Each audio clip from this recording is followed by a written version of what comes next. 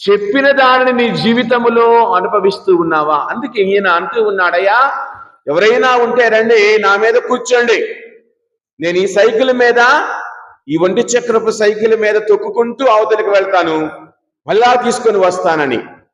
గురువు గారు కూడా గుళ్ళో మీరు ఇలా చేస్తే మంచిది, రండి రండి అని చెబితే ఒక నలుసు కూడా రాదు, ఒక నలుసు కూడా రాదు. పర్లేదు ఆయన అంటూ ఉంటాడు మన పని. ఎవరూ రాలేదు. అందరూ చెప్పడయ్యా నువ్వు బాగా చేస్తున్నావు, అసలు నువ్వు నీకు ధైర్యవంతుడు మించిన వాడు లేడు అని చాలా చెప్తాం. ఒక్కడు కూడా రా ముందుకి. ఈ విశ్వాసివైతే చివరి ఒక చిన్నపిల్లవాడు వచ్చాడు. చిన్నపిల్లవాడు వచ్చి ఎక్కేశాడు వాడు ఆయన భుజాల మీద. ఆయన చక్కగా అగ్ని నుంచి ఇటు తిప్పారు. అందరూ సంతోషించారు. ఈయన చూడు, ఎలాంటి ఆధారం లేకుండా మరొక వ్యక్తిని కూడా తన మీద కూర్చోబెట్టుకొని నడుస్తున్నాడు, లేక తొక్కుతూ వెళుతూ ఉన్నాడు సైకిల్ని అని ఆయనను అందరూ పొగిడారు. అంతా అయిపోయింది. ఆ పిల్లవాడు కూడా బయటకు వచ్చేసాడు.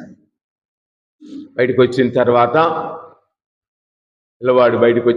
అందరూ అడిగారా, నీకు ఎలాంటి ధైర్యం వచ్చిందిరా బాబు, ఎంత ధైర్యంగా ఎలాగెలా ఆయన మీద కూర్చున్నావు అంటే, ఆయన మా నాన్నే, ఆయన మా నాన్నే.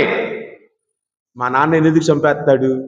నీవు నమ్మిన దేవుడు నీ తండ్రి అని చెప్పుకుంటున్నావు, నీ విశ్వసిస్తున్న దేవుడు నా తండ్రి, నన్ను రక్షించాడు, నాకు జన్మనిచ్చాడు, నాకు అన్ని ఇచ్చాడని గర్వంగా చెబుతున్నావు. అసలైన విషయానికి వచ్చేళ్ళకే వెనక్కి తగ్గేస్తూ ఉంటాం. అది నిజమైన విశ్వాసమా?